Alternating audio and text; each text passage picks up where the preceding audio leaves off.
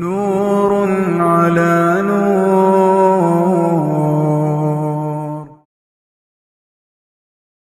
السلام عليكم ورحمة الله وبركاته.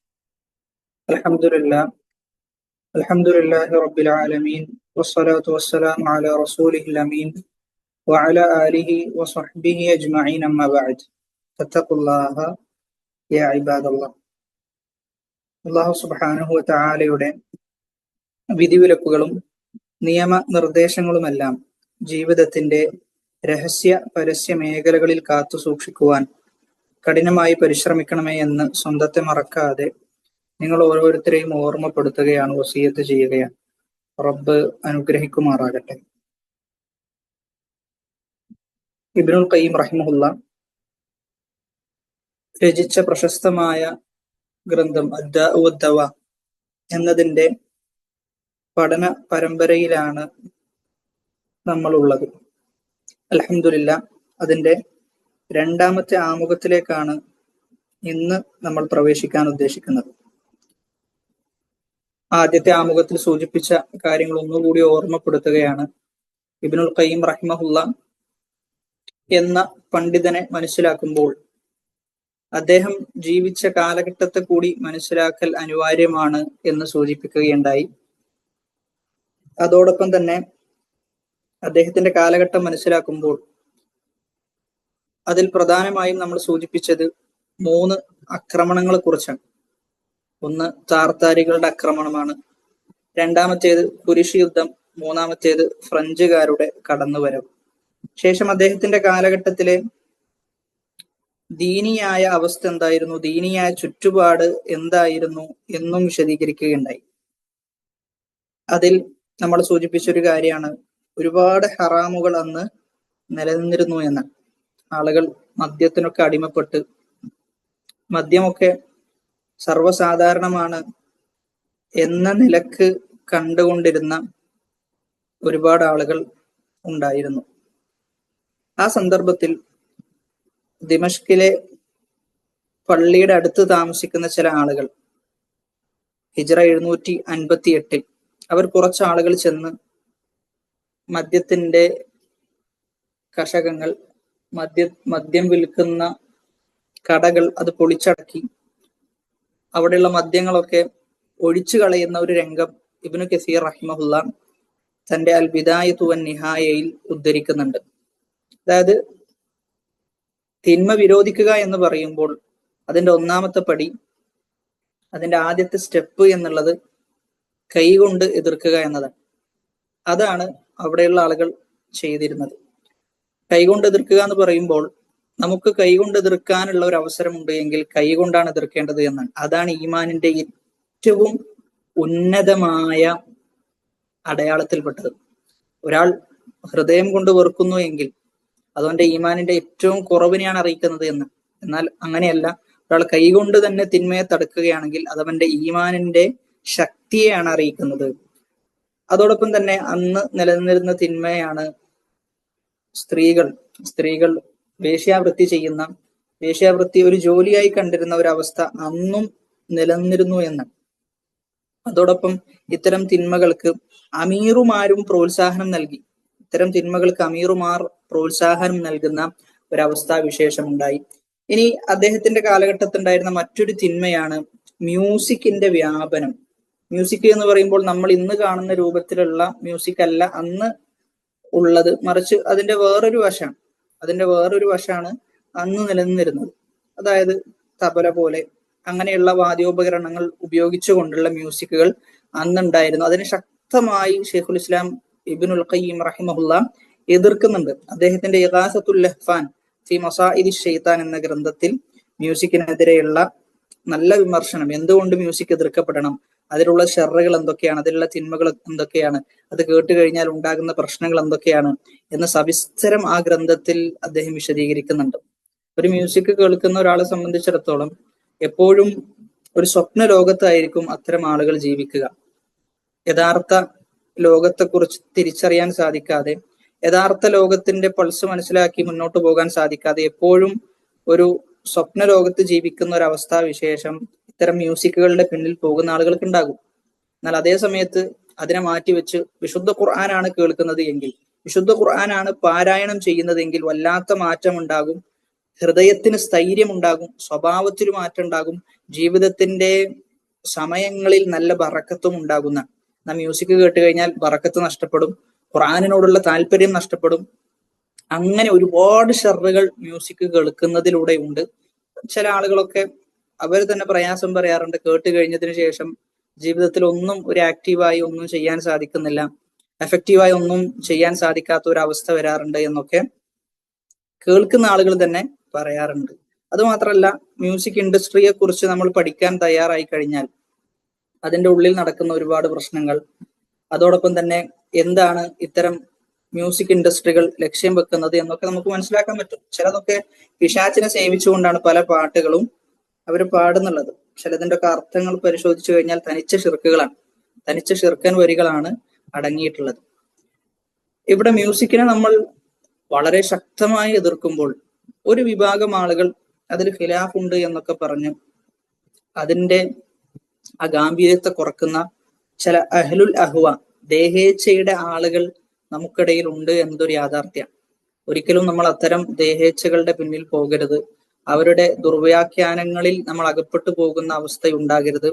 അതിനാട്ടിൽ കുറച്ചൊക്കെ ബുദ്ധി ഉപയോഗിച്ച് ചിന്തിക്കുന്ന ഒരാളെ സംബന്ധിച്ചിടത്തോളം മ്യൂസിക് ഹറാമാണ് എന്നുള്ളത്, മ്യൂസിക് ഒന്നുമല്ലെങ്കിൽ തെറ്റാണ്, അത് കേട്ട് കഴിഞ്ഞാൽ ദീന് പറഞ്ഞിട്ടില്ലെങ്കിൽ പോലും ഒരുപാട് പ്രശ്നമുണ്ട് എന്ന് ചിന്തിക്കുന്ന ഒരാൾക്ക് മനസ്സിലാക്കാൻ പറ്റും. ഇനി അത് മാത്രമല്ല, ദീന് പറഞ്ഞു എന്നുള്ളത് കൊണ്ട് അതിന്റെ ഗൗരവം വർദ്ധിക്കുകയും ചെയ്യും. ജമാഅത്തെ ഇസ്ലാമിയെ പോലുള്ള സംഘടനകളൊക്കെ, അതിന്റെ ആളുകളൊക്കെ അത്തരം മ്യൂസിക്കുകളെ വളരെ ലാഘവത്തോടു കൂടി കണ്ട് അതൊന്നും പ്രശ്നമല്ല, അതൊക്കെ അനുവദനീയമാക്കുന്ന ഒരവസ്ഥയുണ്ട്. എന്നാൽ ഇവിടെ നമ്മൾ ശ്രദ്ധിക്കേണ്ട ഒരു തൻബീഹ്, ഒരു ഉണർത്തലുള്ളത്, നശീദകളുടെ വരവും നമ്മൾ അപകടകരമായി കാണേണ്ട ഒന്നാണ്. അൽ അനാഷീദുൽ ഇസ്ലാമിയ, ഇസ്ലാമിക് നഷീദ എന്ന് പറയുന്ന ഒന്ന് ഇല്ല എന്നതാണ് സലഫി ഉലമാക്കളുടെ വീക്ഷണം. ഇസ്ലാമിക് നഷീദ ഉണ്ടോ എന്ന് ചോദിച്ചു കഴിഞ്ഞാൽ അങ്ങനെ ഒരു വിഭാഗം തന്നെ ഇല്ല എന്നാണ് ഷെയ്ഖ് ഫൗസാൻ ഹഫിളഹുല്ല, അതേപോലെ തന്നെ ദുബൈയിലുള്ള ഷെയ്ഖ് അനസി ഹഫിളഹുല്ല, ഇങ്ങനെ ഒരുപാട് ഉലമാക്കൾ പറയുന്നത് ഇസ്ലാമികപരമായ നഷീദ എന്ന് പറയുന്ന ഒന്ന് ഇല്ല എന്നാണ് അവർ പറയുന്നത്.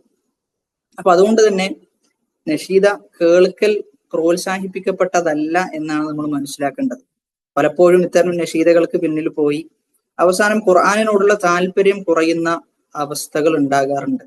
അതുകൊണ്ട് നഷീദകളൊന്നും ഒരിക്കലും അതിലൂടെ നമ്മൾ അള്ളാഹുവിലേക്ക് എത്താൻ, അള്ളാഹുലേക്ക് അടുക്കാനുള്ള ഒരു മാർഗമായി പാട്ടുകളെ നമ്മൾ ഒരിക്കലും കാണരുത് എന്നുള്ളതാണ്. ശൈഖുൽ ഇസ്ലാം ഇബ്നു തൈമിയ്യ റഹിമഹുല്ലാഹ് തന്റെ മജ്മുഉൽ ഫതാവയിൽ ഈ വിഷയം സവിസ്തരം വിശദീകരിക്കുന്നുണ്ട്. അദ്ദേഹത്തോട് ഒരു ചോദ്യം ഉന്നയിക്കപ്പെടുന്നുണ്ട് പ്രസ്തുത വിഷയത്തിൽ. ഇങ്ങനെ പാട്ടുകളിലൂടെ ദീനി സദസ്സുകളിൽ പാട്ട് പാടുന്നു, ദഫ് മുട്ടുന്നു, അങ്ങനെ ആ രൂപത്തിൽ അത്തരം സദസ്സുകളിലൊക്കെ പങ്കെടുക്കാൻ പറ്റുമോ എന്ന രൂപത്തിൽ ചോദ്യം ചോദിക്കപ്പെട്ടപ്പോൾ വളരെ അത്ഭുതകരമായിട്ടാണ് ശൈഖുൽ ഇസ്ലാം ഇബ്നു തൈമിയ്യ റഹിമഹുല്ലാഹ് അതിന് ഉത്തരം കൊടുക്കുന്നിടത്ത് ശൈഖുൽ ഇസ്ലാം കൊണ്ടുവരുന്ന ഒരു ഹദീസ് ഉണ്ട്. നമ്മൾ എല്ലാവരും കേട്ട ഹദീസാണ്. പക്ഷെ ശൈഖുൽ ഇസ്ലാം ഇബ്നു തൈമിയ്യ റഹിമഹുല്ലാഹ് അതിൽ നിന്ന് തെളിവെടുക്കുന്നത് വളരെ സുന്ദരമായിട്ടാണ്. ശൈഖുൽ ഇസ്ലാം പറയുന്നത്, മൻ ആദാലി വലിയൻ, എന്റെ വലിയനോട് ആരെങ്കിലും ശത്രുത വെച്ച് പുലർത്തിയാൽ എന്ന ഖുദ്സിയായ ഹദീസാണ് കൊണ്ടുവരുന്നത്. ആ ഹദീസിൽ പറയുന്നത് അള്ളാഹുവിലേക്ക് അടുക്കുക രണ്ട് കാര്യത്തിലൂടെയാണെന്ന്. ഒന്നുകിൽ വാജിബായ കാര്യത്തിലൂടെയാണ് അള്ളാഹുവിലേക്ക് നമുക്ക് അടുക്കാൻ സാധിക്കുക, അതല്ലെങ്കിൽ സുന്നത്തായ കാര്യത്തിലൂടെയാണ്. വാജിബും സുന്നത്തും അല്ലാത്ത ഒരു കാര്യത്തിലൂടെ അള്ളാഹുവിലേക്ക് അടുക്കുക എന്ന് പറഞ്ഞു കഴിഞ്ഞാൽ അത് ബിദ്അത്തിന്റെ ഗണത്തിലാണ് ഉൾപ്പെടുക. അപ്പൊ ഇത്തരം നഷീദകൾ, ഇസ്ലാമികപരമായ ഗാനങ്ങൾ, അത്തരം ഗാനങ്ങളിലൂടെയൊക്കെ അള്ളാഹുവിലേക്ക് ഒരു അടുപ്പം പ്രതീക്ഷിക്കുക, അള്ളാഹുവിലേക്ക് അടുക്കാൻ ഇത് സഹായിക്കുമെന്ന് കരുതുക എന്നിങ്ങനെയുള്ള കരുതലുകൾ, എന്നിങ്ങനെയുള്ള കേൾക്കലുകളൊക്കെ ബിദ്അത്തിന്റെ ഗണത്തിലേക്ക് മാറാൻ സാധ്യതയുണ്ട് എന്നുകൂടി നമ്മൾ മനസ്സിലാക്കണം. കാരണം ഒന്നുകിൽ വാജിബായ കാര്യത്തിലൂടെ നമുക്ക് അള്ളാഹുലേക്ക് അടുപ്പം ഉണ്ടാക്കാൻ പറ്റുള്ളൂ, അല്ലെങ്കിൽ സുന്നത്തായ കാര്യമായിരിക്കണം. ഇത്തരം ഗാനങ്ങൾ അല്ലെങ്കിൽ ഇത്തരം നഷീദകൾ ആരും എന്ത് പറയുന്നില്ല, വാജിബാണ് എന്നോ സുന്നത്താണോ എന്ന് പറയുന്നില്ല. കാരണം ശറഅ് അങ്ങനെ പഠിപ്പിച്ചിട്ടില്ല എന്നുള്ളതാണ്. ഷെയ്ഖ് സുലൈമാൻ റുഹൈലി ഹഫിളഹുല്ലാഹ് പറയുന്നത്, നഷീദ ശ്രദ്ധിക്കേണ്ട വിഷയമാണ്. പലപ്പോഴും അത്തരം നഷീദകളുടെ പിന്നിൽ പോയി വിശുദ്ധ ഖുർആനിനോടുള്ള താല്പര്യം കുറയാറുണ്ട്. അതുകൊണ്ട് നല്ല ശ്രദ്ധയുണ്ടാകണം. എന്നിട്ട് അദ്ദേഹം നഷീദകളെ പല കിസ്മാക്കി പല ഭാഗങ്ങളാക്കി തിരിക്കുന്നുണ്ട്. അതിൽ ഒരു വിഭാഗമായിക്കൊണ്ട് ഷെയ്ഖ് പറയുന്നത് മ്യൂസിക്കുകളെ പോലെ തന്നെയുള്ള നഷീദയാണ്. മ്യൂസിക് ആണോ അല്ലേ എന്ന് നമുക്ക് വേർതിരിച്ച് മനസ്സിലാക്കാൻ പറ്റാത്ത രൂപത്തിലുള്ള നഷീദകൾ, അത്തരം നഷീദകൾ മുഹറമാണ് എന്ന, ഹറാമാണ് എന്ന. ഇന്ന് പല നഷീദകളും ഈ രൂപത്തിലുള്ളതാണ്. മ്യൂസിക് ആണോ അല്ലേ എന്ന് വേർതിരിച്ച് മനസ്സിലാക്കാൻ പറ്റാത്ത രൂപത്തിലുള്ളതാണ്. എന്നാൽ അങ്ങനെയല്ല, വേർതിരിച്ച് നമുക്ക് മനസ്സിലാക്കാൻ പറ്റും. മ്യൂസിക് അല്ല, വെറും വായ കൊണ്ടുള്ള ശബ്ദങ്ങൾ മാത്രമാണ്, അല്ലാതെ ഒന്നും അതിലേക്ക് കടന്നു വരുന്നില്ല.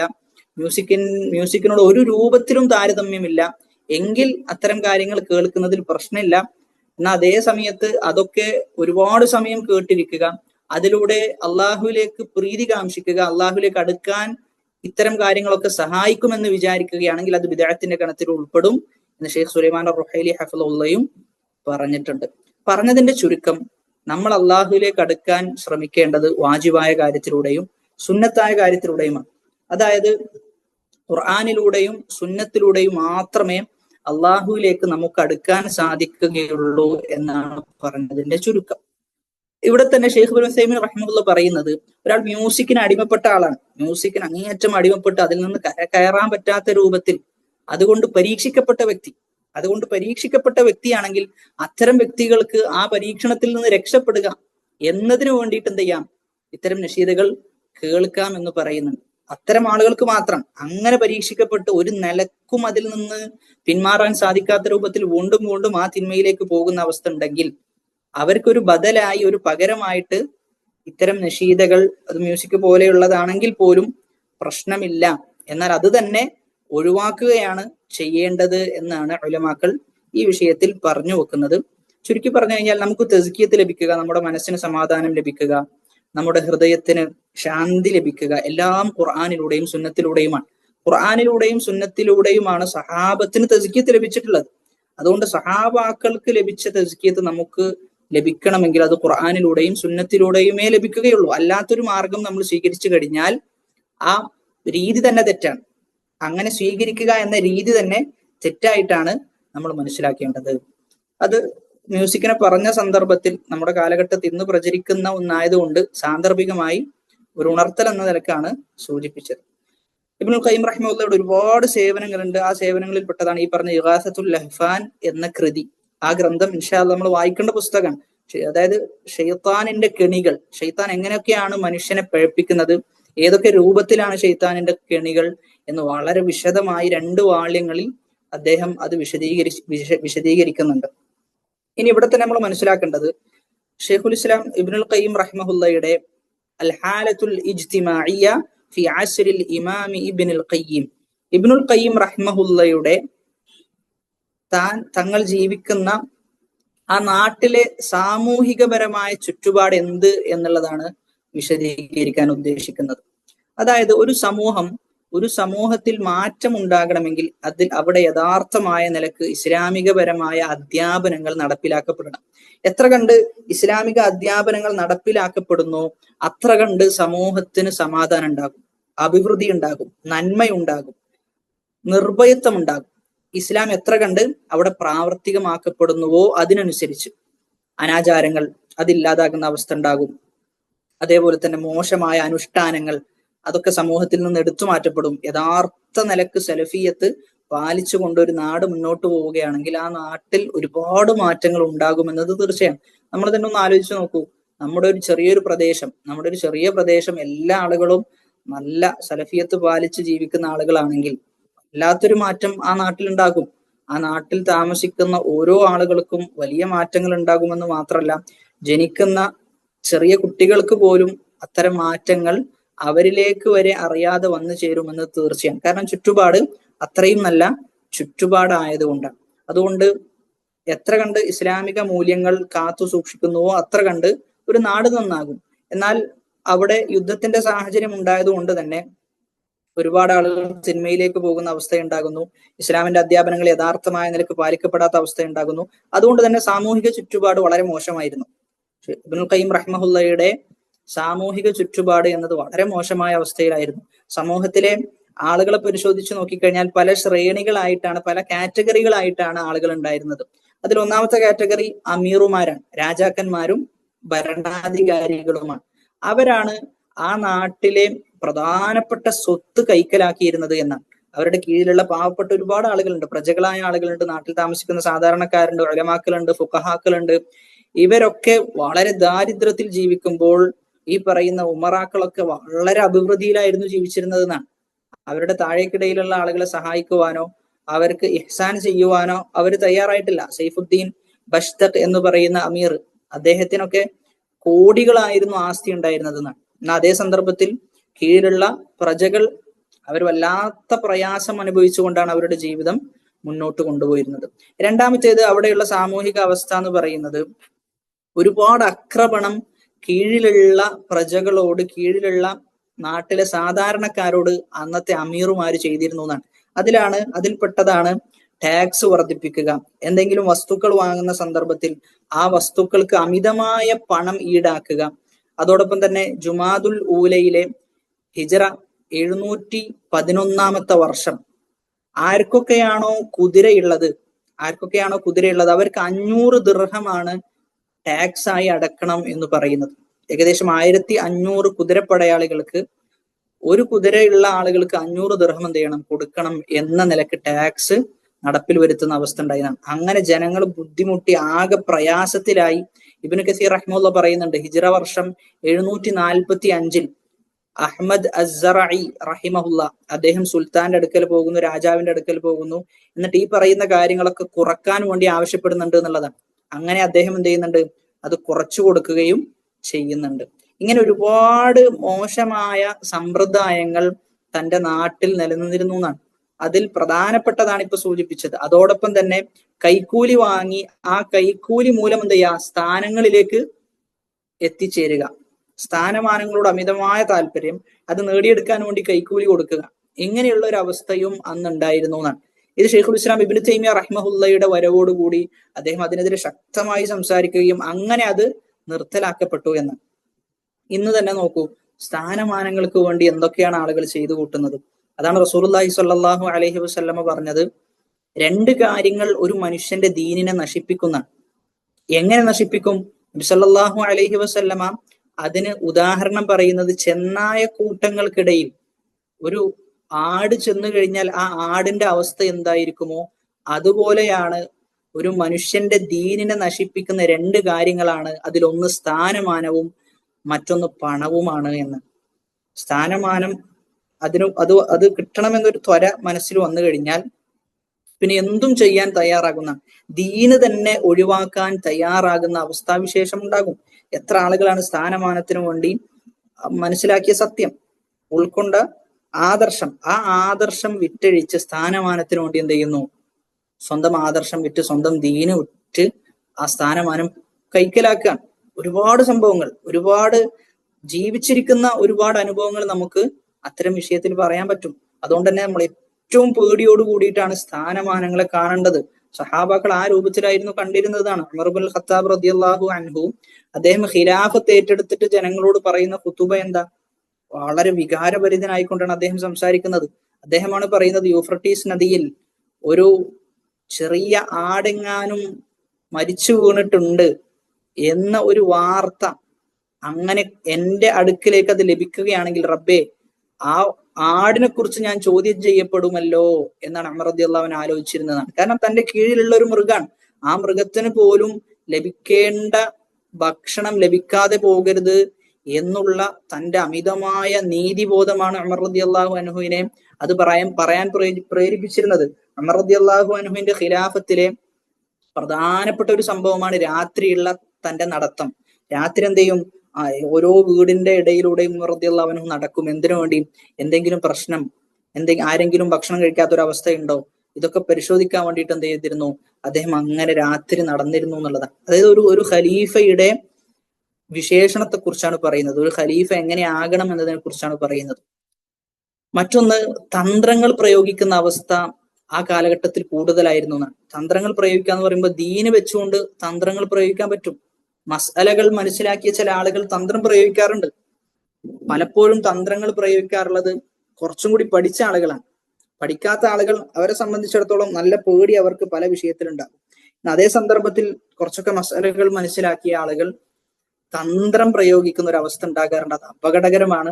അന്ന് നിലനിന്നിരുന്ന ഒരു തന്ത്രമാണ് തഹ്ലീൽ എന്ന് പറയുന്നത്. തഹ്ലീൽ എന്ന് പറഞ്ഞു കഴിഞ്ഞാൽ കല്യാണം നടന്നു, നിക്കാഹ് നടന്നിട്ട് ഭാര്യയും ഭർത്താവും തമ്മിൽ തെറ്റി ത്വലാഖ് സംഭവിച്ചു. ത്വലാഖ് സംഭവിച്ചിട്ട് അങ്ങനെ ഭർത്താവ് ഭാര്യയെ ഒഴിവാക്കി. പിന്നെ അതേ ഭാര്യയെ കല്യാണം കഴിക്കണമെങ്കിൽ ശറഅ് പറയുന്നത്, ദീനു പറയുന്നത്, ആ ഭാര്യ എന്ത് ചെയ്യണം? വേറൊരാളെ കല്യാണം കഴിക്കണം. കല്യാണം കഴിച്ചിട്ട് വേറൊരാളുമായി ബന്ധത്തിൽ ഏർപ്പെടണം. എന്നിട്ട് ത്വലാഖ് സംഭവിച്ചു കഴിഞ്ഞാലേ അതേ സ്ത്രീയെ കല്യാണം കഴിക്കാൻ സാധിക്കുകയുള്ളൂ എന്ന്. എന്നാൽ അന്ന് എന്ത് ചെയ്തു എന്ന് ചോദിച്ചു കഴിഞ്ഞാൽ ചില ആളുകൾ ത്വലാഖ് ചൊല്ലുന്ന അവസ്ഥയുണ്ടായി.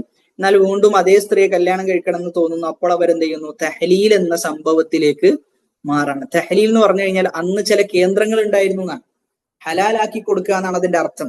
ഹല്ലല യുഹല്ലിലു തഹ്ലീൽ. ഹല്ലല എന്നതിന്റെ മസ്ദറാണ്.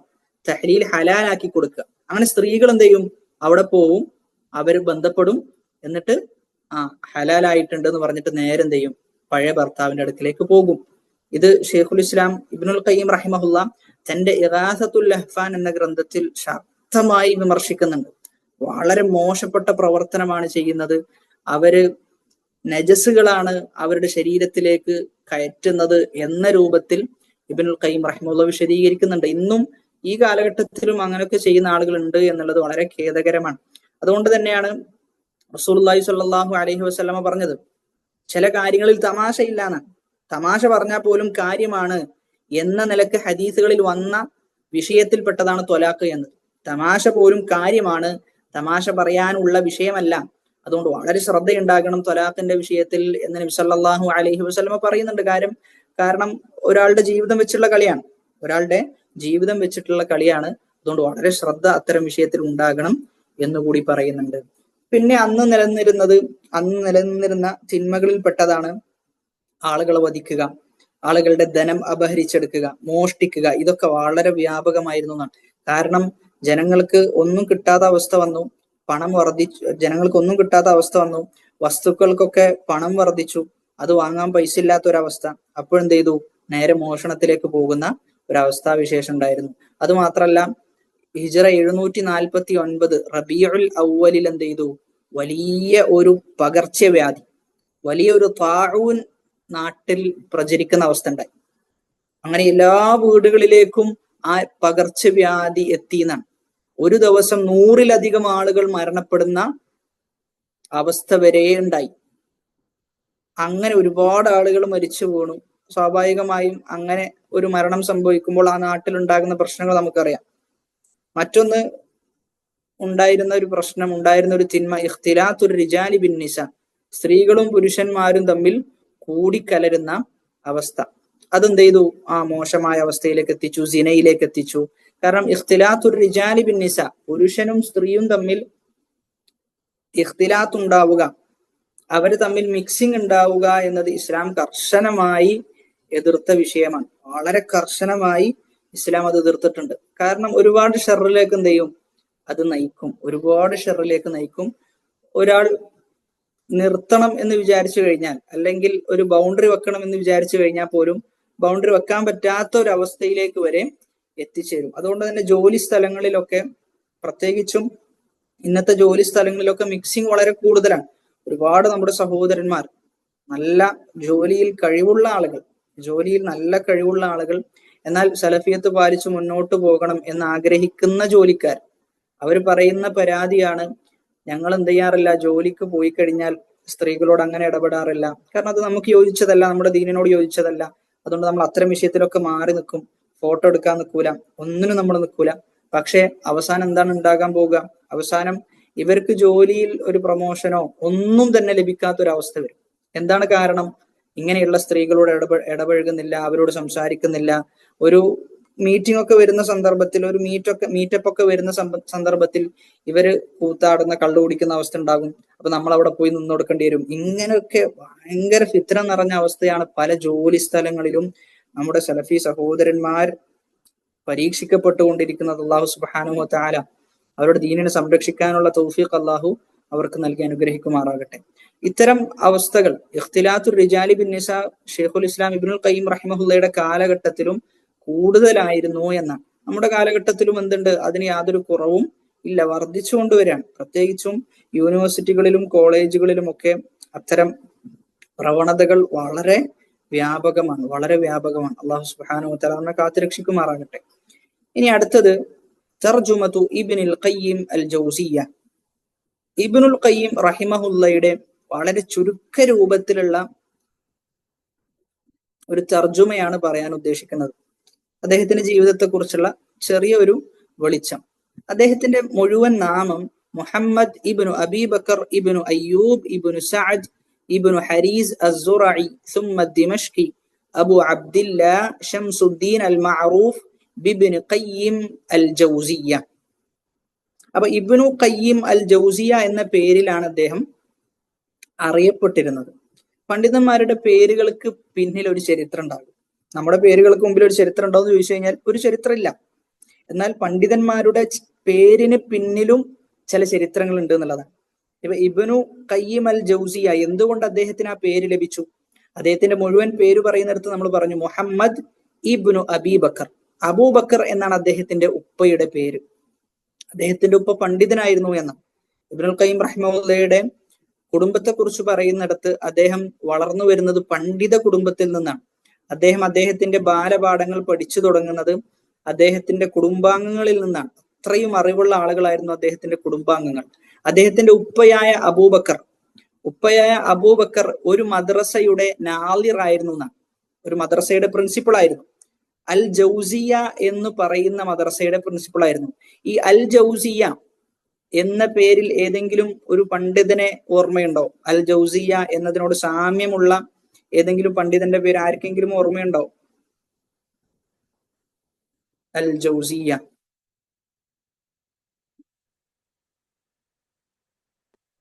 അൽ ജൗസിയ എന്ന മദ്രസ അത് സ്ഥാപിക്കുന്നത് ഇബ്നുൽ ജൗസി എന്ന് പറയുന്ന ഒരു പണ്ഡിതനുണ്ട്. സ്വൈദുൽ ഖാത്തിർ എന്ന ഗ്രന്ഥത്തിന്റെ മുഅല്ലിഫാണ് ഇബ്നുൽ ജൗസി. ഇബ്നുൽ ജൗസിയും ഇബ്നു ഖയ്യിം അൽ ജൗസിയും തമ്മിൽ നൂറ്റാണ്ടുകൾക്കിടയിലുള്ള വ്യത്യാസമുണ്ട്.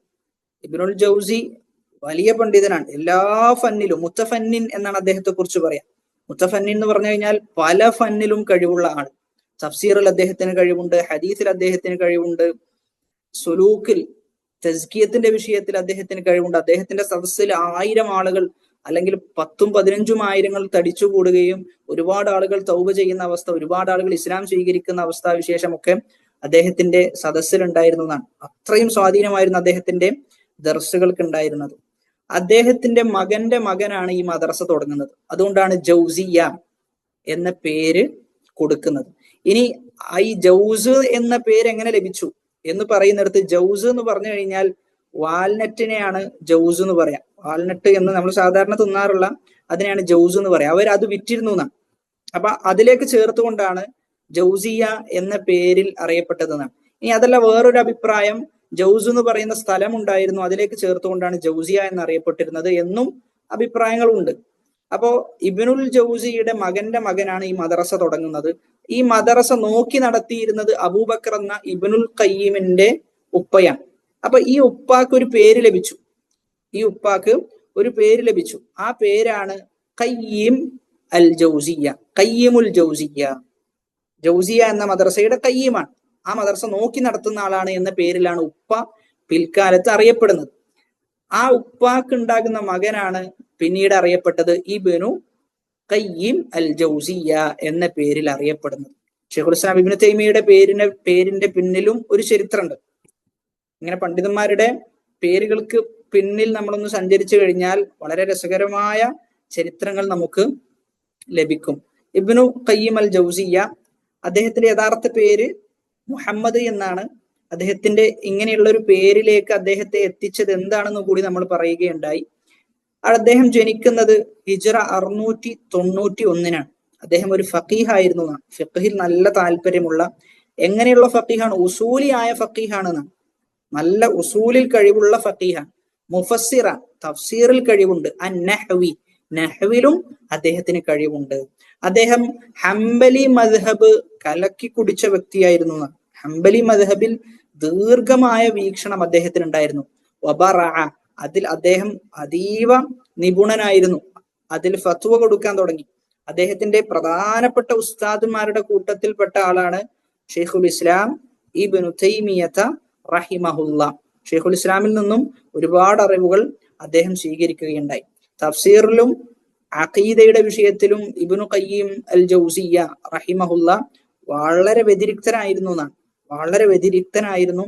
അതോടൊപ്പം തന്നെ അഖ്ലാഖിന്റെയും തസ്കിയത്തിന്റെയും വിഷയത്തിൽ ഇബ്നു ഖയ്യിം റഹിമഹുല്ലക്കുള്ള അത്ര സേവനങ്ങൾ മറ്റു പണ്ഡിതന്മാർക്കുണ്ടോ എന്ന് നമുക്ക് തോന്നിപ്പോകും. ഇബ്നു ഖയ്യിം റഹിമഹുല്ലയുടെ ഗ്രന്ഥത്തിന് വല്ലാത്ത സ്വാധീനമുണ്ട്.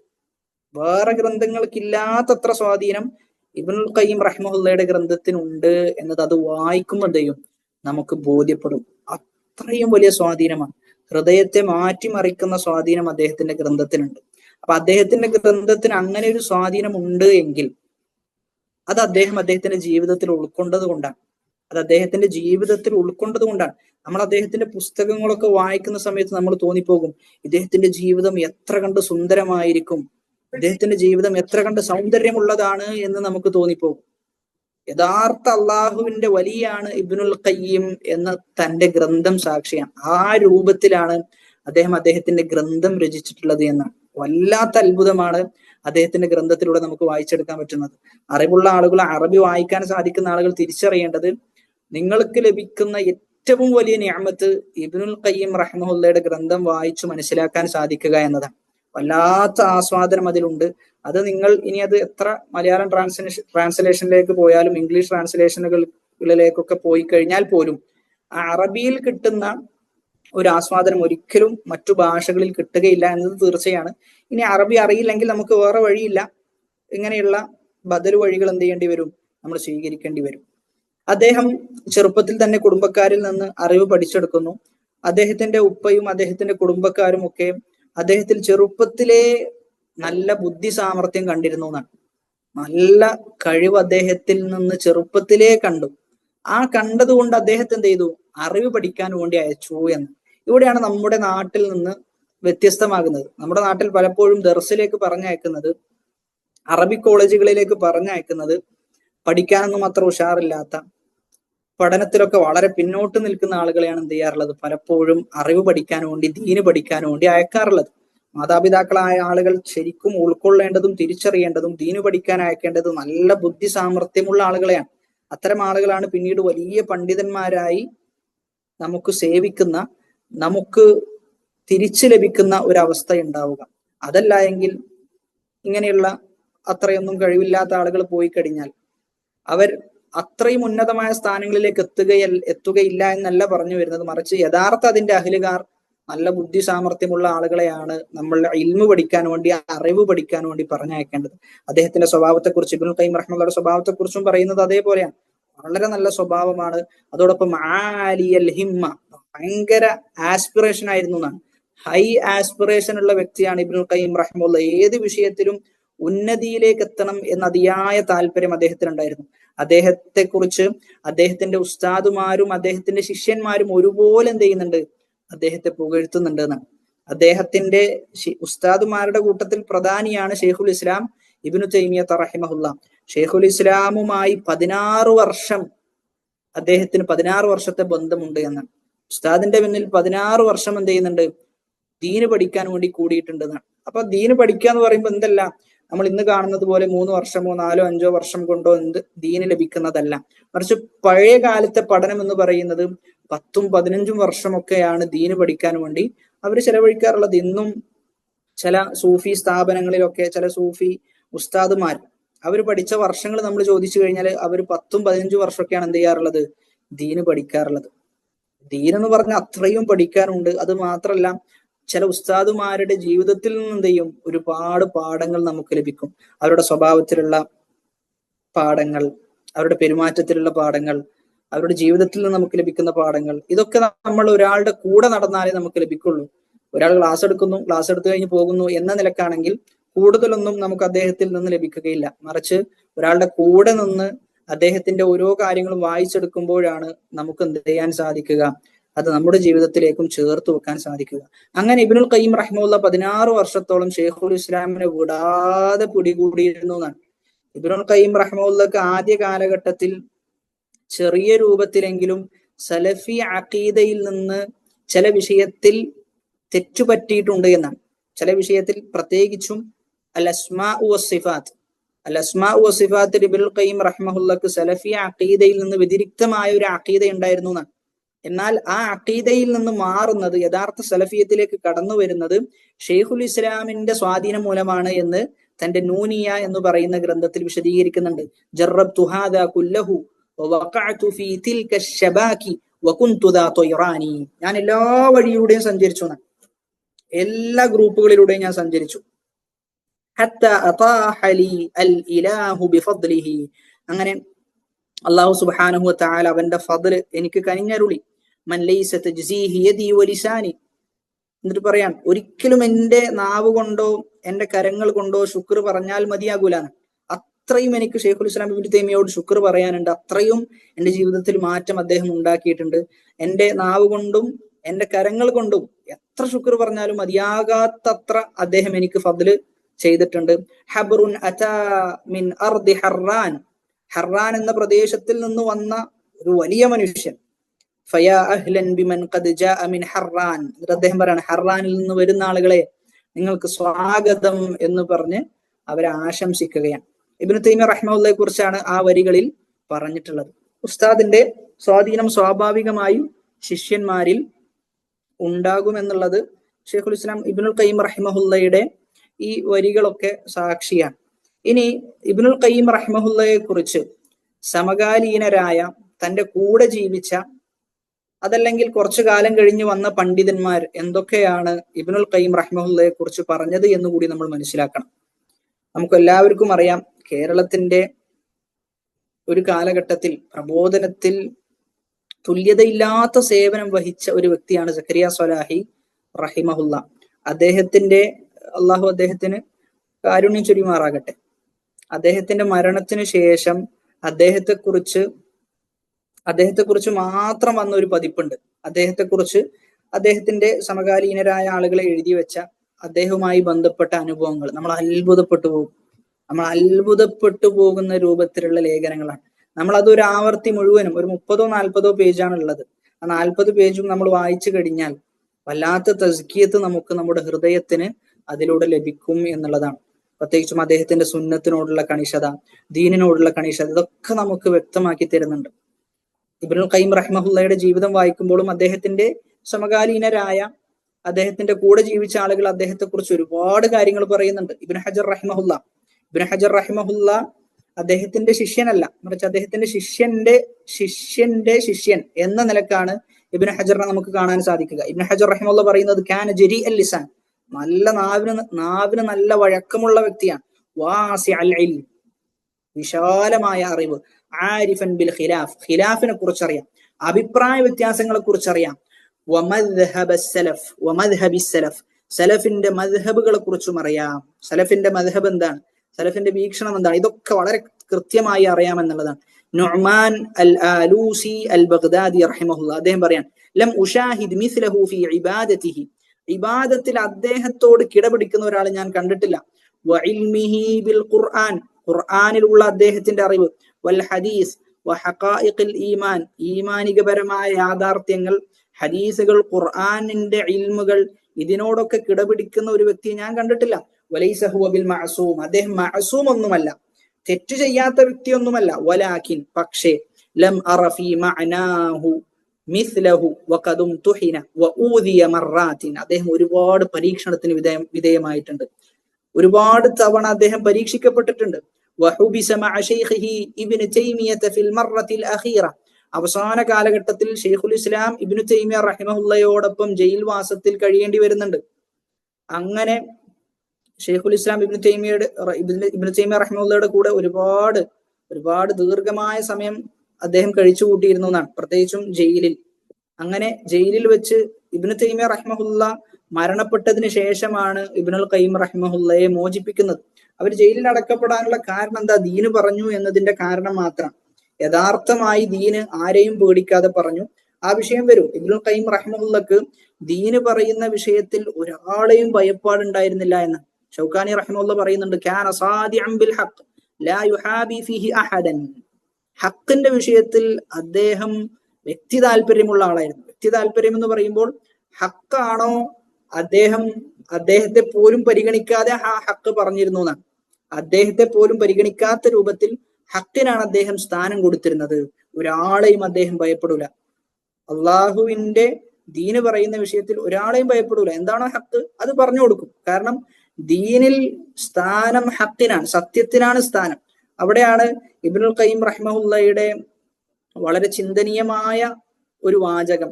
ഇബ്നുൽ ഖയ്യിം റഹ്മഹുള്ള പറയുന്നത്, ഷെയ്ഖുൽ ഇസ്ലാം അഹബ്ബു ഇലൈന, ഷെയ്ഖുൽ ഇസ്ലാം നമുക്ക് ഭയങ്കര ഇഷ്ടമുള്ള ആളാണ്, എന്റെ ഉസ്താദാണ് ഷെയ്ഖുൽ ഇസ്ലാം. വലാകിന്നൽ ഹഖ്ഖ അഹഖു അൻ യുത്തബ, പക്ഷെ ഹക്കാണ് പിൻപറ്റപ്പെടാൻ ഏറ്റവും അർഹമായിട്ടുള്ളത് എന്ന് ഷെയ്ഖുൽ ഇസ്ലാം പറഞ്ഞതാണെങ്കിൽ പോലും ഹക്ക് ഷെയ്ഖുൽ ഇസ്ലാം പറഞ്ഞത് എതിരാണെങ്കിൽ അത് സ്വീകരിക്കലാണ് നമ്മെ സംബന്ധിച്ചിടത്തോളം അർഹമായിട്ടുള്ളത് എന്ന്. അപ്പൊ സത്യത്തിലേക്ക് എത്തുക എന്നതാണ് ഉദ്ദേശം. ഫഇദാ ളഹറ സ്വവാബു വദഅ മാ അദാഹു തഹ്ത അർജുൽ, സത്യം ബോധ്യപ്പെട്ടു കഴിഞ്ഞാൽ ബാക്കിയുള്ള ഖതഅകൾ, തെറ്റുകളൊക്കെ നമ്മൾ എന്ത് ചെയ്യണം? നമ്മുടെ കാലിന്റെ അടിയിൽ നമ്മൾ അതിനെ ഒതുക്കി വെക്കണം. പിന്നെ അതിന് ഒരർത്ഥത്തിലും സ്ഥാനമില്ല, സത്യത്തിനാണ് സ്ഥാനം എന്നാണ് ഇബ്നുൽ ഖയ്യിം റഹിമഹുള്ളയുടെ ജീവിതത്തിൽ നിന്ന് മനസ്സിലാവുക. ഒന്നാമത്തേത്, അദ്ദേഹത്തിന്റെ സിഫാത്തിൽപ്പെട്ടതാണ്, അദ്ദേഹം വിശാലമായ അറിവുള്ള വ്യക്തിയായിരുന്നു. വിശാലമായ അറിവ് എന്നൊക്കെ പറയുമ്പോൾ അറിവിനോട് വല്ലാത്ത താല്പര്യം അദ്ദേഹത്തിന് ഉണ്ടായിരുന്നു എന്നാണ്. വല്ലാത്ത താല്പര്യം ഉണ്ടായിരുന്നു. നമ്മൾ മനസ്സിലാക്കേണ്ടത്, ദീനിനോട്, അറിവ് പഠിക്കാൻ നമുക്ക് എത്ര കണ്ട് താല്പര്യമുണ്ടോ അത്ര കണ്ട് അത് നമ്മുടെ ഈമാനിനെയാണ് അറിയിക്കുന്നത്. എത്ര കണ്ട് ഒരാൾ ഇൽമു പഠിക്കുന്നതിൽ നിന്ന് മാറി നിൽക്കുന്നുവോ അത്ര കണ്ട് ഈമാനിന്റെ വിഷയത്തിൽ കുറവുണ്ട് എന്നതിനെ കൂടിയാണ് അറിയിക്കുന്നത്. കാരണം മനസ്സിലാക്ക ത്വരീഖൻ യൽതമിസു ഫീഹി ഇൽമൻ സഹലല്ലാഹു ലഹു ത്വരീഖൻ ഇലൽ ജന്ന, സ്വർഗത്തിലേക്കുള്ള വഴി അള്ളാഹു എളുപ്പമാക്കി കൊടുക്കുക ഇൽമിലൂടെയാണ്. അപ്പൊ ആ ഇൽമു ഒരാൾക്ക് ഒരു ദിവസം ഒരു മണിക്കൂറോ അല്ലെങ്കിൽ അരമണിക്കൂറോ 3/4 മണിക്കൂറോ ദീനിനു വേണ്ടി മാറ്റിവെച്ച് ഏതെങ്കിലും ഒരു ദർസ് കേട്ട് അത് എഴുതിയെടുത്ത് അതിലെ കാര്യങ്ങളൊക്കെ മനസ്സിലാക്കി അങ്ങനെ ഒരു ദിവസത്തിൽ ഒരു ചെറിയ സമയം പോലും മാറ്റിവെക്കാൻ സാധിക്കുന്നില്ല എന്ന് പറയുമ്പോൾ അത് തൗഫീഖ് നമുക്ക് നഷ്ടപ്പെട്ടു പോയിട്ടുണ്ടോ എന്ന് നമ്മൾ ഭയപ്പെടണം. മറ്റൊന്ന്, സ്വർഗത്തിലേക്ക് എളുപ്പമാക്കുന്നതാണെന്ന് പറയുമ്പോൾ അത് നമുക്ക് നേടിയെടുക്കാൻ സാധിക്കുന്നില്ല എന്നത് നമുക്ക് സ്വർഗം ലഭിക്കാതെ പോകുമോ എന്നൊരു ഭയപ്പാട് കൂടി നമുക്ക് ഉണ്ടാക്കേണ്ടതുണ്ട്. രണ്ടാമത്തേത്, അദ്ദേഹം ഹക്കിന്റെ വിഷയത്തിൽ ആരെയും ഭയപ്പെട്ടിരുന്നില്ല, എല്ലാവരോടും ഹക്ക് തുറന്നു പറഞ്ഞിരുന്നു. നമ്മൾ എപ്പോഴും മനസ്സിലാക്കേണ്ട കാര്യമാണ്, ഹക്കാണോ അത് നമ്മൾ പറയാം. ആരെങ്കിലും ഭയപ്പെട്ട് നമ്മൾ പറയാതിരുന്നു കഴിഞ്ഞാൽ നമ്മൾ ആ പറയാതിരുന്നതിന്റെ പേരിൽ പിന്നീട് നമ്മൾ ഖേദിക്കും. എന്നാൽ ഹക്ക് പറഞ്ഞു കഴിഞ്ഞാൽ ചിലപ്പോൾ ആ സമയത്ത് നമുക്ക് എന്തെങ്കിലും പരീക്ഷണം ഉണ്ടായിന്ന് വരാം. ഇബ്നുൽ ഖയ്യിം റഹ്മത്തുള്ള നേരിട്ടതുപോലെ ജയിൽവാസം കഴിയേണ്ടി വന്നു. പക്ഷെ പിന്നീട് എന്തുണ്ടാകും? പിന്നീട് എന്ന് പറയുമ്പോൾ ദുനിയാവിൽ തന്നെ ആകണമെന്നില്ല, ചിലപ്പോൾ ആഖിറത്തിൽ എന്ത് ചെയ്യും? ആഖിറത്തിൽ ഉന്നതമായ പ്രതിഫലം ലഭിക്കുന്ന അവസ്ഥയുണ്ടാകും. അതുകൊണ്ട് ഹക്കാണ് നമുക്ക് 100% ഉറപ്പാണ് എങ്കിൽ അള്ളാഹുവിനോട് പ്രാർത്ഥിച്ച് ആ ഹക്ക് നമ്മൾ പറഞ്ഞു കൊടുക്കുക, ആ ഹക്ക് ആളുകൾക്ക് ബോധ്യപ്പെടാൻ നമ്മൾ പ്രാർത്ഥിക്കുക എന്നൊക്കെയാണ് നമ്മൾ ചെയ്യേണ്ടത്. ഇബ്നു കസീർ റഹിമഹുല്ലാഹ് പറയാൻ, വകാന ഹസനൽ ഖിറാഅ വൽ ഖുലുഖ്, നല്ല സ്വഭാവമുള്ള ആളാണ്, നല്ല വായിക്കുന്ന വ്യക്തിയുമാണ്. കസീറു തവദ്ദുദ്, ആളുകൾക്കൊക്കെ ഭയങ്കര ഇഷ്ടമാണ്, ആളുകളെയും അദ്ദേഹം ഇഷ്ടപ്പെടും. ലാ യഹ്സുദു അഹദ, ആരോടും അദ്ദേഹം അസൂയ വെച്ച് പുലർത്തൂല.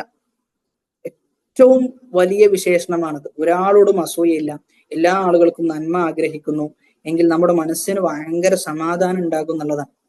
വല്ലാത്ത സമാധാനം ഉണ്ടാകും. അസ്മഈ എന്ന് പറയുന്ന കവി, അദ്ദേഹം ഒരിക്കൽ ഒരു നാടിലൂടെ സഞ്ചരിച്ചു പോകുമ്പോൾ ഒരു വ്യക്തിയെ കാണാൻ, വയസ്സായിട്ട് പുരികമൊക്കെ അദ്ദേഹത്തിന്റെ കണ്ണിലേക്ക് ഇറങ്ങി നിൽക്കുന്നുണ്ട് എന്നുള്ളതാണ്.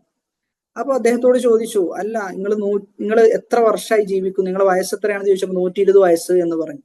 ചോദിച്ചു, എന്താണ് നിങ്ങൾ ഇത്രയും ആരോഗ്യത്തോടു കൂടി നിങ്ങൾ ജീവിക്കാൻ സഹായിച്ചത് എന്താണെന്ന് ചോദിച്ചപ്പോൾ അദ്ദേഹം പറഞ്ഞു, തറക്തുൽ ഹസദ ഫബഖിയൽ ജസദ്, തറക്തുൽ ഹസദ്, ഞാൻ അസൂയ ഒഴിവാക്കി, ഫബഖിയൽ ജസദ്, അപ്പൊ എന്ത് ചെയ്തു? എന്റെ ശരീരം ബാക്കിയായി എന്നതാണ്. എത്രയെത്ര കുടുംബങ്ങൾ, എത്രയെത്ര വിദ്യാർത്ഥികൾ, എത്രയെത്ര കൊലപാതകങ്ങൾ എല്ലാം നടക്കുന്നത്, എല്ലാത്തിന്റെയും പിന്നിലുള്ള കാരണം അസൂയാണ്.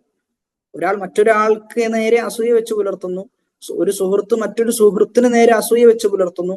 അതുകൊണ്ട് നമ്മുടെ നിഅമത്തുകൾ പ്രത്യേകിച്ചും അത്തരം ആളുകളോട് നമ്മൾ പറയേണ്ടതില്ല എന്നുള്ളതാണ്. അതിനർത്ഥം നമ്മൾ ഇപ്പോഴും അസൂയെ പേടിച്ച് ജീവിക്കണം എന്നൊന്നുമല്ല. മറിച്ച് ചില ആളുകളോടെങ്കിലും നമുക്ക് അദ്ദേഹത്തെ സംശയമുണ്ട്, അസൂയാലുവാണ് എന്നൊരു സംശയം നമ്മുടെ മനസ്സിലുണ്ട് എങ്കിൽ അത്തരം ആളുകളോട് നമ്മുടെ നിഅമത്തുകൾ പറയാതിരിക്കലാണ് ഏറ്റവും നല്ലത്. എന്നിട്ട് പറയാണ് വലാ യുദീഹി, ആരെയും അദ്ദേഹം ദ്രോഹിക്കുകയില്ല. വലാ യസ്തഈബുഹു, ഒരാളുടെയും ഐബ് പറയൂല. ചില ആളുകൾക്ക് അങ്ങനെയാണ്, ഐബ് പറയുക എന്നതാണ് ചില ആളുകളുടെ സ്വഭാവം. നമ്മുടെ നാവിൽ നിന്ന് നമ്മൾ നമ്മെ കുറിച്ചൊന്ന് ചിന്തിച്ചു നോക്കിയേ. നമ്മുടെ നാവിൽ നിന്ന് ആരാണ് പൂർണ്ണമായ നിലക്ക് രക്ഷപ്പെട്ടിട്ടുള്ളത്? ഒരാളെ കുറിച്ച് എന്തെങ്കിലും ഒരു നന്മ ആരെങ്കിലും ഒന്ന് പറയുന്നത് കേട്ട് കഴിഞ്ഞാൽ അതെ, അയാളിൽ അങ്ങനെയൊക്കെ നന്മകൾ ഉണ്ട് എന്ന് പറഞ്ഞ് അംഗീകരിക്കാൻ പോലും ചില ആളുകൾക്ക് സാധിക്കുന്നില്ല. ഇനി അംഗീകരിച്ചാൽ തന്നെയും ഇടയിൽ കയറി ചിലപ്പോൾ നമ്മൾ തന്നെ പറയും, ഓൻ അങ്ങനെയൊക്കെ ആണ് എങ്കിൽ പോലും ഇവന് തന്നെയല്ലേ ഇത്തരം തിന്മകളൊക്കെ ചെയ്തത്, ഓൻ തന്നെയല്ലേ അന്ന് ഇങ്ങനെ തോന്നിവാസമൊക്കെ ചെയ്തതെന്ന് പറഞ്ഞിട്ട് എന്ത് ചെയ്യും, ഓന്റെ നന്മകൾ പറയുന്ന സന്ദർഭത്തിൽ ആ തോന്നിവാസം കൂടി ചേർത്തി കൊടുക്കും. നമ്മൾ മനസ്സിലാക്കേണ്ടത്, നമ്മുടെ വായയിൽ നിന്ന്, നമ്മുടെ നാവിൽ നിന്ന് ആളുകളെ കുറിച്ച് നമ്മൾ നല്ലത് പറഞ്ഞ് ശീലിക്കണം എന്നുള്ളതാണ്. പ്രത്യേകിച്ചും ഈ കാലഘട്ടത്തിൽ അങ്ങനെ ഒരു സ്വഭാവം അന്യമായി പോകുന്ന ഒരു അവസ്ഥാവിശേഷം. എല്ലാത്തിനെയും വിമർശിക്കുക, എല്ലാവരെയും കുറിച്ച് കുറ്റം പറയുക. ശരി ആരാണ്? ഞാനും എൻ്റെ കൂടെ കുറച്ച് ആളുകളുണ്ട്, അവർ മാത്രമാണ് പൂർണ്ണമായ 100% ശരി, ബാക്കിയുള്ള ആളുകളെല്ലാം തെറ്റുകാരാണ്, ബാക്കിയുള്ള ആളുകൾക്കെല്ലാം ഐബുണ്ട് എന്നത് തനിച്ച ഹിസ്ബിയത്തിന്റെ സ്വഭാവമാണ്. തെറ്റ് ആരടുത്തുണ്ടായാലും അത് നമ്മൾ പറയണം. അത് നമ്മുടെ കൂട്ടത്തിലുള്ള ആളുകളായാലും ശരി, നമ്മുടെ പുറത്തുള്ള ആളുകളായാലും ശരി. എന്നാൽ ഐബ് പറയുന്നിടത്ത്, പോരായ്മ പറയുന്നിടത്ത് നമ്മൾ എന്ത് ചെയ്യരുത്? ഇങ്ങനെ പോരായ്മ പറഞ്ഞ് നടക്കരുത്. നമ്മളെപ്പോഴും ഉദ്ർ കണ്ടെത്താൻ ശ്രമിക്കണം, ആളുകളിൽ നന്മ കാണാൻ ശ്രമിക്കണം. എന്തെങ്കിലും ഉണ്ടായിക്കഴിഞ്ഞാൽ തന്നെ അതിന് ഉദ്റുണ്ട് എങ്കിൽ ആ ഉദ്ർ നമ്മൾ വകവെച്ചു കൊടുക്കണം. വലാ യഹ്ഖിദു അലാ അഹദിൻ, ഒരാളോടും വിദ്വേഷം വെച്ച് പുലർത്തുന്നില്ല. വകുന്തു മിൻ അഹബ്ബിന്നാസി ലഹു, ഇബ്നു കസീർ റഹിമഹുല്ലാഹ് പറയാണ്. ഇബ്നു കസീർ റഹിമഹുല്ലാഹ് എന്ന് പറയുന്നത് തഫ്സീറുകളുടെ വിഷയത്തിൽ എല്ലാ ആളുകളും ഒറ്റയടിക്ക്, എല്ലാ ആളുകളും ഒന്നടങ്കം അംഗീകരിച്ചു പോരുന്ന തഫ്സീറാണ് ഇബ്നു കസീർ റഹിമഹുല്ലാഹുടെ തഫ്സീർ. അദ്ദേഹം പറയാം, എനിക്ക് ഏറ്റവും ഇഷ്ടമുള്ള ആളാണ് ഇബ്നുൽ ഖയ്യിം റഹിമഹുല്ലാഹ്. എന്നിട്ടോ വഅഹബ്ബുന്നാസി ഇലൈഹി, ഞാൻ അദ്ദേഹത്തെയും ഇഷ്ടപ്പെടുന്നു, അദ്ദേഹത്തിന് എന്നെയും ഇഷ്ടമാണ് എന്ന് പറയാം. അദ്ദേഹത്തിന്റെ ഇഷ്ടം എനിക്കുണ്ട് എന്ന് പറഞ്ഞിട്ട് ഇബ്നു കസീർ റഹിമഹുല്ലാഹ് ഫഖർ പറയാം. കാരണം അത്രയും നല്ല മനുഷ്യനായിരുന്നു ഇബ്നുൽ ഖയ്യിം റഹിമഹുല്ലാഹ് എന്നാണ് പറഞ്ഞതിന്റെ ഉദ്ദേശം. ഖാല ബുർഹാനുദ്ദീൻ അസ്സുറഈ മാ തഹ്ത അദീമിസ് സമാഇ ഔസഉ ഇൽമൻ മിൻഹു, ഭൂമിയുടെ താഴെ അദ്ദേഹത്തിനോളം അറിവുള്ള ഒരു മനുഷ്യനുമില്ല എന്ന് രേഖപ്പെടുത്താൻ. ഇൽമിനോടുള്ള അദ്ദേഹത്തിന്റെ താല്പര്യമാണ്. ഇൽമ് എന്ന് പറയുന്നത് ഒരിക്കലും കെസ്ലാനായ മടിയുള്ള ഒരാൾക്ക് എന്ത് ചെയ്യൂല, നേടിയെടുക്കാൻ സാധിക്കുകയില്ല എന്ന്. അതുപോലെ തന്നെ ഭയങ്കര ബുദ്ധി സാമർഥ്യമുള്ള ആളാകണം എന്നത് ഇൽമിന്റെ അടിസ്ഥാനത്തിൽപ്പെട്ടതല്ല. അങ്ങനെ ഉണ്ടായിക്കഴിഞ്ഞാലേ ഇൽമു കിട്ടുള്ളൂ എന്നൊന്നുമില്ല. പക്ഷെ ഇഖ്ലാസ് ഉണ്ടാകണം. ഇഖ്ലാസിനോടൊപ്പം തന്നെ ഇജ്തിഹാദും ഉണ്ടാകണം, നല്ല പരിശ്രമം ഉണ്ടാകണം. രാവും പകലും വ്യത്യാസമില്ലാതെ അറിവ് നേടാൻ പരിശ്രമിക്കണം. എങ്കിൽ നമുക്ക് കുറച്ചൊക്കെ കിട്ടും. അങ്ങനെയൊന്നും നമ്മൾ പരിശ്രമിക്കുന്നില്ല എങ്കിൽ ഒക്കെ എന്ത് ചെയ്യും, നഷ്ടപ്പെട്ടു പോകുന്ന അവസ്ഥ ഉണ്ടാകും. ഹാഫിദ് ഇബ്നു റജബ് റഹിമഹുല്ലാഹ് പറയാം, വകാന റഹിമഹുല്ലാഹ് ദാ ഇബാദത്തിൻ വതഹജ്ജുദ്, നല്ല ഇബാദത്തിന്റെ ആളാണ്, ഭയങ്കര തഹജ്ജുദ് നിസ്കരിക്കുന്ന വ്യക്തിയാണ്. വതൂലിസ് സ്വലാ, നീണ്ടമായ നിസ്കാരം. ഇലൽ ഗായത്തുൽ ഖുസ്വ, ഭയങ്കരമായ ദീർഘാണെന്ന്. വലഹജിം ബിദ്ദിക്ർ, എപ്പോഴും ദിക്റിലായിരിക്കുന്ന. ഇബ്നു ബാസ് റഹിമഹുല്ലാഹയെ കുറിച്ച് പറയുന്നുണ്ട്, ഇബ്നു ബാസ് റഹിമഹുല്ലാഹ് എപ്പോഴും ദിക്റിലായിരിക്കുന്ന. പ്രത്യേകിച്ചും അദ്ദേഹത്തിന്റെ ഫത്വകളൊക്കെ നമുക്ക് നോക്കിക്കഴിഞ്ഞാൽ അദ്ദേഹം ചോദ്യം ചോദിക്കപ്പെടുന്ന സന്ദർഭത്തിൽ പോലും അസ്തഗ്ഫിറുല്ലാഹ് എന്നാണ് അദ്ദേഹം പറയാറുള്ളത് എന്നാണ്. വശഗഫ് ബിൽ മഹബ്ബ വൽ ഇനാബത്തി വൽ ഇസ്തിഗ്ഫാർ വൽ ഇഫ്തിഖാരി ഇലല്ലാഹ് വൽ ഇൻകിസാരി ലഹു, അല്ലാഹുവിന്റെ മുമ്പിൽ അങ്ങേയറ്റം അദ്ദേഹത്തിന്റെ ദുർബലത ബോധ്യപ്പെടുത്തുക. റബ്ബേ, എല്ലാം നീയാണ്, എന്റെ അടുക്കൽ ഒന്നുമില്ല എന്ന നിലക്ക് എന്ത് ചെയ്യുക, അള്ളാഹുവിനോട് സംസാരിക്കുക. ഇതൊക്കെ ഇബ്നുൽ ഖയ്യിം റഹിമഹുല്ലയുടെ പ്രത്യേകതയായിരുന്നു എന്ന് പറയാം. എന്നിട്ട് അവസാനിപ്പിക്കുന്നത് വലാകിൻ ലം അറ ഫീ മഅനാഹു മിസ്ലഹു, അദ്ദേഹത്തെ പോലുള്ള ഒരാളെ ഞാൻ എന്ത് ചെയ്തിട്ടില്ല, കണ്ടിട്ടില്ല എന്ന് ഇബ്നു റജബ് റഹിമഹുല്ല പറയാം. മറ്റൊന്ന്, ഇബ്നുൽ ഖയ്യിം റഹിമഹുല്ലയുടെ പ്രത്യേകതയിൽപ്പെട്ടതാണ് തവാളുഉഹു വഇൻകാറുഹു ലിദാതിഹി വസ്തിസ്ഗാറുഹു ലിനഫ്സിഹി വഇൽമി. ഭയങ്കര തവാളു ആയിരുന്നു, നല്ല തവാളു, വിനയം അദ്ദേഹത്തിന് ഉണ്ടായിരുന്നു. അതോടൊപ്പം തന്നെ അദ്ദേഹത്തിന്റെ സ്വന്തം നഫ്സിന് അമിതമായ പ്രാധാന്യം നൽകിയിരുന്നില്ല എന്നാണ്. ഞാൻ ഭയങ്കരയാണ്, ഞാനില്ലെങ്കിൽ ഇവിടെ ദീനെന്നെത്തൂല, ഞാനാണ് ഇവിടെ ദീനെത്തിച്ച ആള്, ഞാനില്ലെങ്കിൽ പിന്നെ ആരാണ്, അങ്ങനെ ഒരു ചിന്തയെ അദ്ദേഹത്തിന് ഉണ്ടായിട്ടില്ല എന്നാണ്.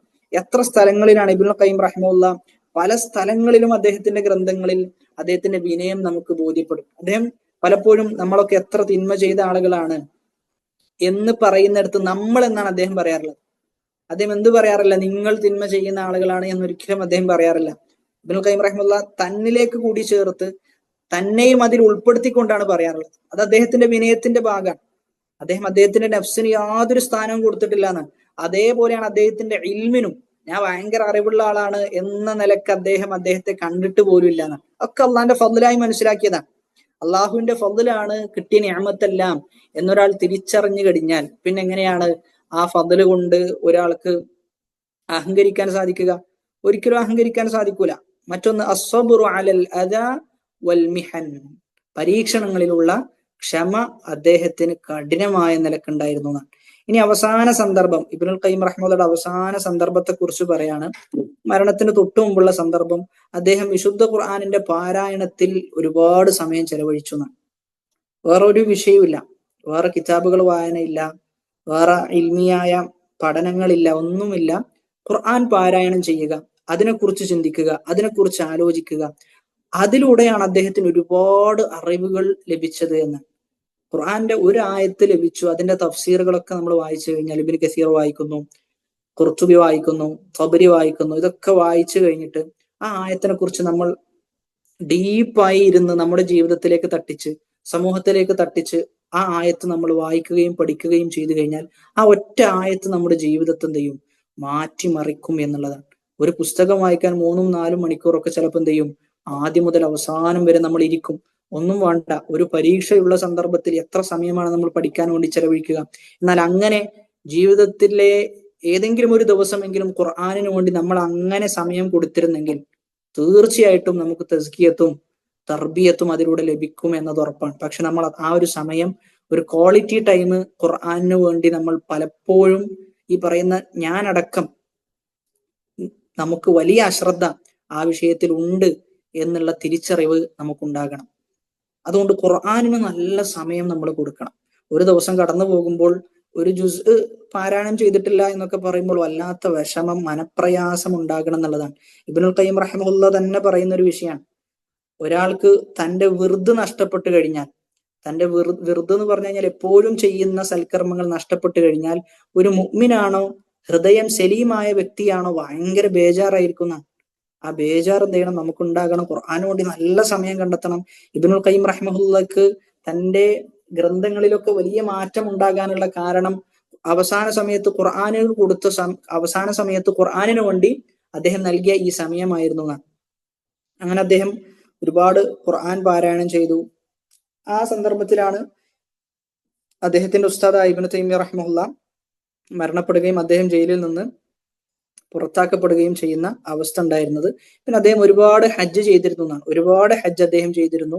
അത് മാത്രല്ല, അദ്ദേഹത്തെ കുറിച്ച് മക്കയിലുള്ള ആളുകൾ പറയുന്നത്, മക്കയിലുള്ള നിവാസികൾ അദ്ദേഹത്തെ കുറിച്ച് പറയുന്നത് ഭയങ്കര ഷിദ്ദത്തുൽ ഇബാദ, നല്ല ഇബാദത്തുള്ള മനുഷ്യനായിരുന്നു. നല്ല ഇബാദത്തുള്ള മനുഷ്യനായിരുന്നു.